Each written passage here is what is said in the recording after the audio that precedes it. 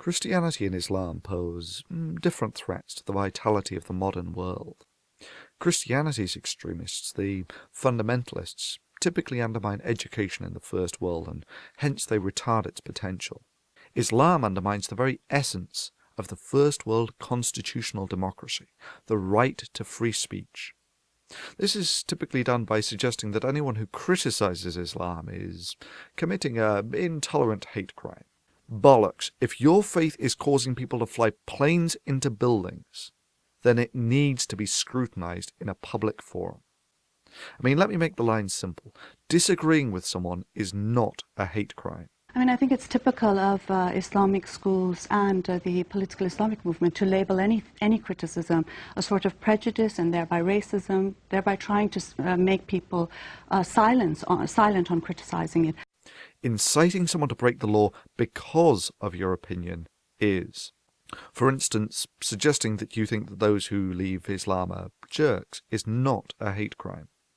Suggesting that people who leave Islam should be killed is a hate crime. But what is the penalty for apostasy? What is the penalty for leaving the Muslim faith? If it's an Islamic country, then the Sharia is very clear. Apostasy is dealt with the death penalty. Thank you, that's all I want to hear. And yes, if that is a central tenet of your religion, then the very practice of your religion is a hate crime in a modern first world country. The virility of free speech is arguably a prime factor in determining both the health and worth of this forum, just as it is for determining the health of a first world constitutional democracy.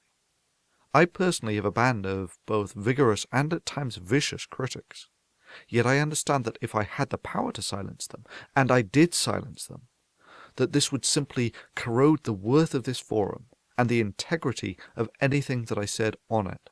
For an idea that can survive the harsh eye of public scrutiny of thousands is infinitely more valuable than an idea that can tolerate the criticism of none. Yes, YouTube is a company who will inevitably serve the bottom line. However, YouTube's value to society, its value to us, is connected to the service that it provides in allowing ideas, both good and bad, to be subjected to open scrutiny.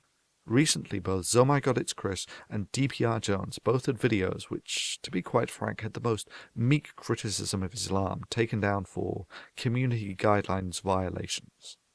Bullshit. If I no longer have the right to call these religiously motivated actions a hate crime, then what is the worth of this forum? Only a matter of time until we rule Earth, until we control Earth. One day, this very flag will fly over the Parliament in London. We will see this flag that will fly over the White House, and we will see the Black House. The Kaaba will take over the whole world. You will take over USA. You will take over UK. You will take over Europe. You will defeat them all. You will